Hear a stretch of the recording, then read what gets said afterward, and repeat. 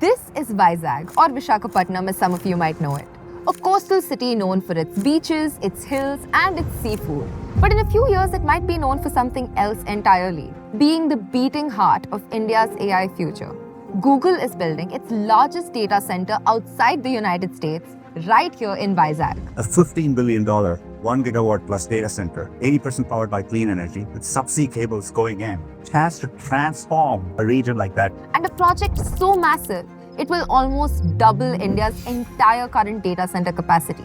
It's being called India's digital leap, a project that could turn this quiet coastal city into the engine of our AI revolution. Powerful, futuristic, transformative. But behind the premise of progress lies a quieter, more urgent question. What happens when the cloud needs real-world resources to survive? What we see is servers and cables. What we don't always see is water. And how much of it will vanish into the sky just to keep these machines cool in a region that's already reeling from drought.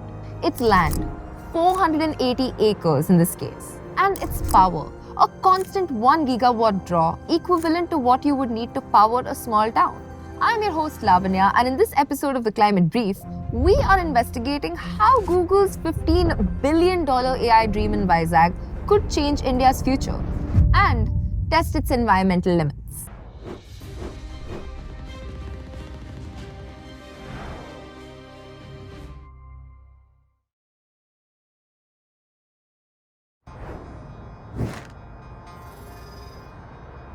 To understand what's happening in Vizag, you have to picture the scale of it. This isn't just another data center. It's a 1 gigawatt cluster, the largest Google has ever built outside the US. To put that in perspective, India's total operational data center capacity as of April 2025 was 1,263 megawatts. So this single project adds almost 80% of the current national capacity in one go. Now that is a quantum leap. And it's not just about computing power. This is a $15 billion AI hub, a full-stack digital ecosystem being co-developed by Google and Adani. It includes AI infrastructure, fiber optic networks, subsea cable landing stations, and crucially, dedicated renewable energy projects to power it all. It's a massive project. The land allocation alone tells a story. 480 acres, more than 360 football fields spread across 3 sites, 200 acres in Tarluvada, 120 acres in Adavivaram and Mursalova in Vishakhapatnam, and 160 acres in Rambilli at Anakapalli. On paper, it's visionary, a project that could turn Vizag into the new digital gateway between India and the world. For policymakers, it's a dream scenario. The promise of jobs, investment, and a chance to put India on the global AI map. For Google, it's geography and economics in perfect sync. Cheap land, expanding renewable corridors, and proximity to a port. But it also concentrates enormous risk in one coastal city, a region already marked by cyclones, erratic rainfall, and rising heat. Every megawatt added to this digital dream also adds a new layer of demand for land, for power, for water. And that leaves us with a looming question mark. How much land, water, and electricity can one city afford to share for the sake of AI? Every great leap comes with a shadow. And in Vizag, that shadow begins with water.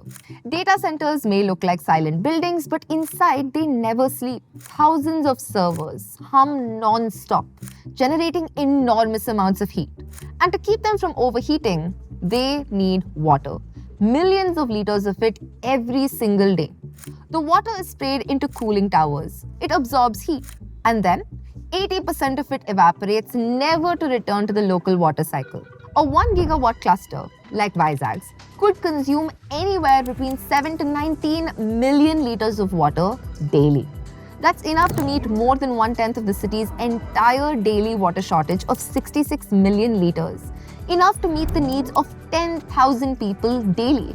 In a region already battling groundwater depletion, erratic rainfall, and rising heat, every drop counts. Local activists call it a grave injustice. A situation where residents wait for tankers while an AI complex gets its own dedicated supply.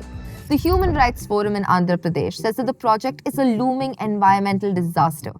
Google has promised responsible water use, but no public details exist on how that will happen. Unlike in the US or in Europe, there is no legally enforceable limit on how much water data centers can draw here in India.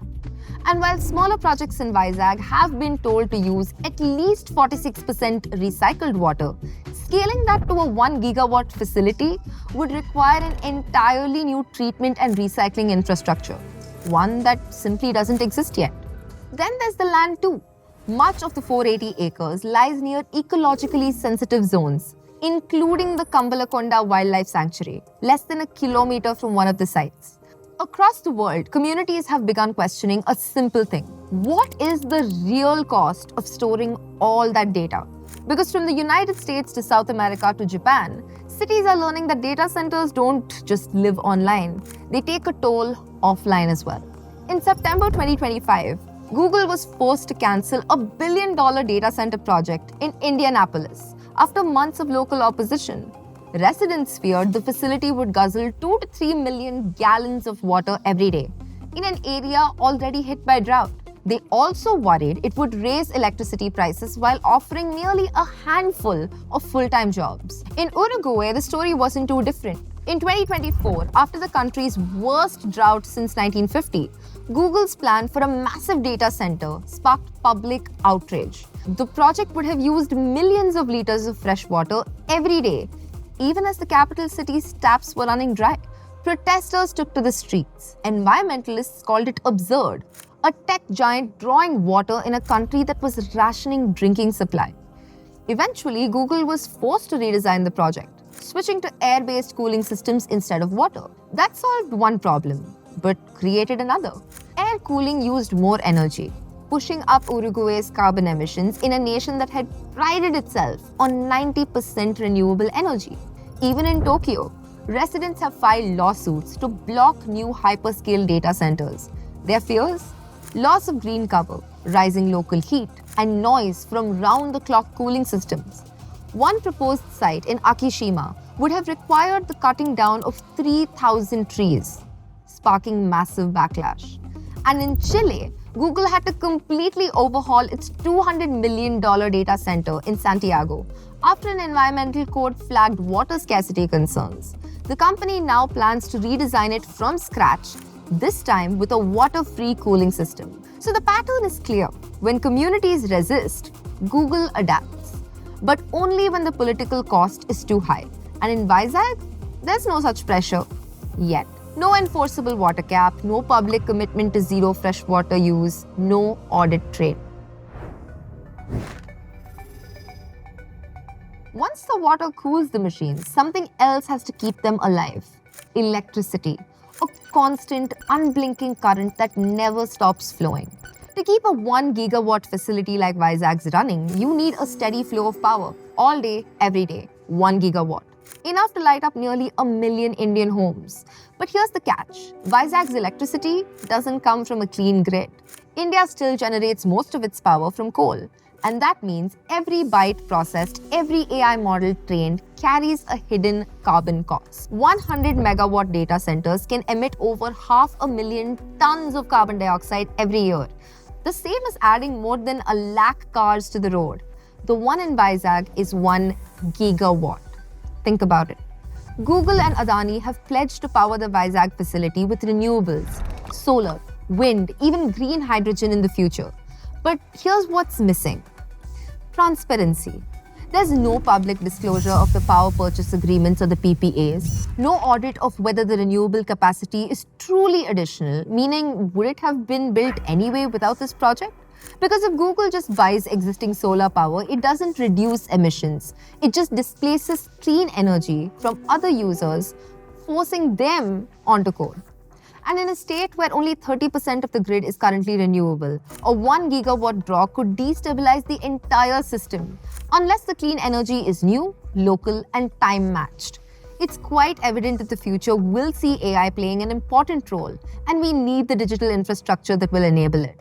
So this isn't a story about stopping progress. It's about how we choose to build it.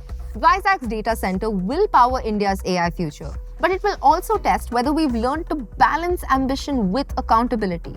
We often imagine this cloud as something light and invisible, but down here on Earth, it's built on very real foundations: steel, silicon, water, land, and electricity. The question is, can we make that invisible cloud sustainable before it becomes unbearable? I'm Lavanya, and you've been watching The Climate Brief. If this story made you think differently about the cost of progress, share it, leave a comment, and subscribe for more deep dives like this. Because the next revolution won't just be digital, it'll have to be sustainable.